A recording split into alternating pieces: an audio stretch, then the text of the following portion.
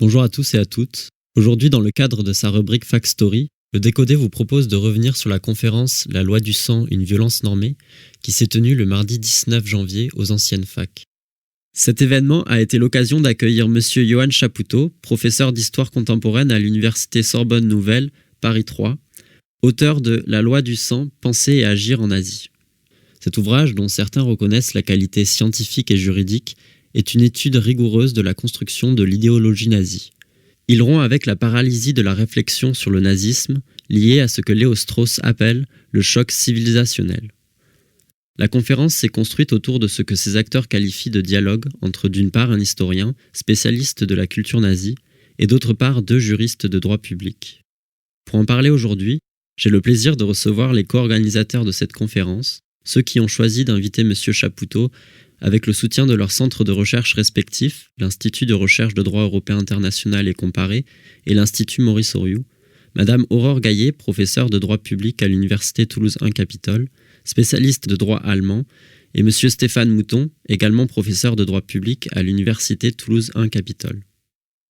Madame Gaillet, bonjour. Bonjour. En quelques mots, pouvez-vous résumer les idées principales qui ont été développées pendant la conférence ? D'abord, merci beaucoup. Merci de votre invitation qui nous permet de rendre compte de la riche conférence qui nous a réunis mardi dernier.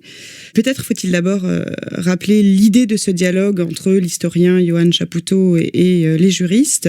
Idée qui visait d'abord à nous aider, à nous interroger sur l'expression même de droit nazi qui semble tellement constituer un oxymore. Il s'agissait de comprendre comment le nazisme n'est pas seulement l'expression de la force et du fait contre le droit, mais que le nazisme a aussi développé un discours normatif précisément pour lui donner cohérence et pour donner cohérence à cette violence. Alors, il est difficile de condenser les propos et a fortiori l'ouvrage de Johan Chapoutot en quelques minutes. Je vais essayer de vous en donner quelques idées conformément à votre invitation. Alors, pour ce faire, Johan Chapoutot, dans sa conférence, a commencé par en rappeler le contexte général, contexte qui a donné naissance au nazisme. Ce contexte est celui d'un bouleversement complet de l'Allemagne, et ce depuis la révolution industrielle allemande qui était à la fin du 19e siècle, tardive et extrêmement rapide, et surtout un bouleversement depuis la Première Guerre mondiale et Versailles qui ont été pour l'Allemagne des traumatismes extrêmement profonds. La République de Weimar naît de ce bouleversement en 1919 et elle est alors le cadre d'interrogation et de mise en question fondamentale des valeurs et des structures allemandes, ébranlées ensuite, en plus, par la crise de 1929. Donc c'est à partir de ce contexte général qu'il faut comprendre que, à partir de 1933, le nazisme met l'accent sur la dégénérescence des valeurs et vise alors à un retour à la pureté de la race germanique. C'est ici qu'il faut comprendre donc à quel point le discours nazi vise à démontrer que les acquis de la culture occidentale ont été des ingrédients de cette dégénérescence, qu'il s'agisse du christianisme, de la Révolution française et des idées égalitaristes et universalistes qui l'accompagnent. Et précisément, dans ce but de régénérescence de la race germanique, l'un des moyens passe par la recréation d'un corpus normatif. Johan Chapoutot a insisté sur le fait qu'il ne s'agissait pas tant de réécrire les normes et les textes, mais bien plus de les réinterpréter dans une vision du monde raciste et particulariste. Voilà la problématique générale, et à partir de cette problématique générale, le livre de Johan Chapoutot se structure autour de trois axes qu'il nous a rappelés mardi, trois grands axes autour de trois mots, finalement. Trois mots dont le premier était procréer, donc c'est sa première partie. Procréer, ou si je le résume, comment notamment reprendre le droit civil pour adapter par exemple les règles de naissance, les règles de la famille à à cette vision raciste et particulariste. Deuxième mot qui constitue la deuxième partie de son livre, combattre. Combattre ou, pour le résumer aussi en une phrase, un petit peu difficile, mais on peut le faire ainsi, combattre ou comment relire notamment le droit international, en particulier les grands traités, du traité de Westphalie au traité de Versailles, dans une perspective guerrière. Enfin, le troisième mot, et qui constitue la troisième partie, régner. régner ou comment organiser l'avenir de la race allemande, régnant sur un espace vital élargi, grâce par exemple à des droits fonciers, des droits coloniaux, administratifs reconsidérés. Alors voilà un petit peu les 3 axes de son livre, très très très brièvement résumés. Et comme vous le disiez tout à l'heure, le format de la conférence nous a permis d'apporter 2 perspectives juridiques, Stéphane Mouton et moi-même, toutes modestes qu'elles soient, puisque nous avons bien rappelé que nous ne sommes pas des spécialistes du droit nazi, mais que nous avons essayé d'apporter une perspective juridique. J'ai moi-même proposé une mise en perspective des propos de Johann Chapoutot à la lumière de la tradition juridique allemande du XIXe siècle. Tradition pervertie et piétinée par le nazisme. Enfin, Stéphane Mouton a insisté sur le fossé entre la vision du monde nazi et les grandes catégories du droit libéral et démocratique que l'on retrouve notamment au cœur du droit public français. 2 remarques peut-être pour conclure.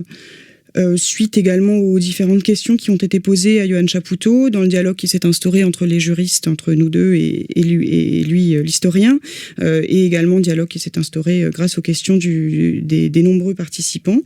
Johann Chapoutot a notamment insisté sur la place des juristes et du droit en Allemagne, mais nous avons tous insisté et en tout cas interrogé l'existence de plusieurs perspectives normatives possibles.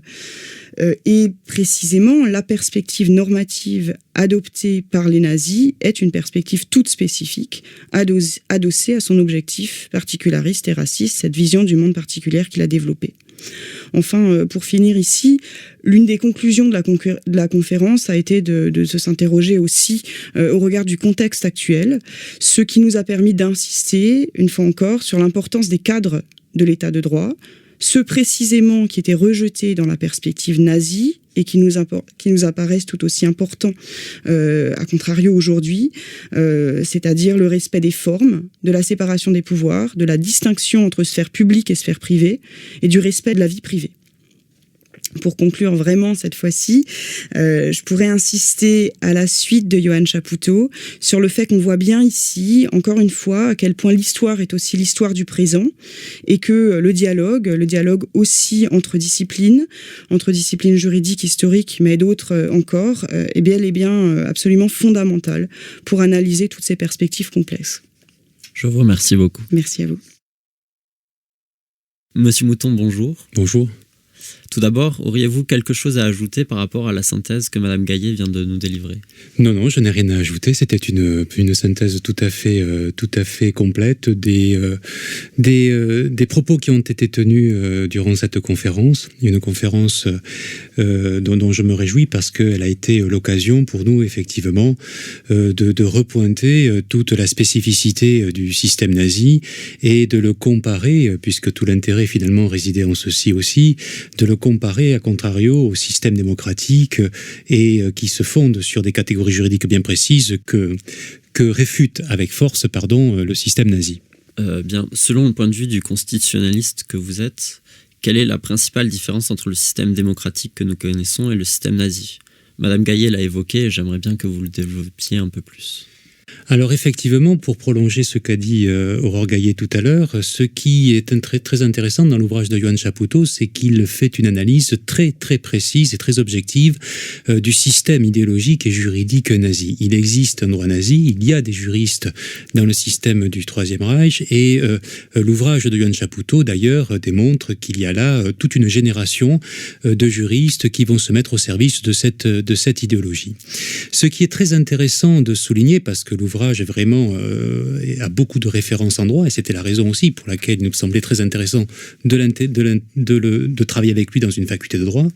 Ce qui est très intéressant, c'est de démontrer comment le système nazi se construit en rupture totale avec notre système libéral et démocratique. De toute façon, le nazisme, comme l'a dit Aurore tout à l'heure, est une réaction à la culture libérale, une réaction qui répond de raisons conjoncturelles, l'iniquité, l'injustice du traité de Versailles, qui laissait réapparaître toute une série d'inégalités, d'injustices, de différentes guerres dans laquelle l'Allemagne aurait toujours été prise à partie et en serait toujours sortie en quelque sorte perdante. Ce qui est très intéressant, c'est que le système nazi est un système qui se construit autour d'un principe qui est celui de la fusion, de l'unité.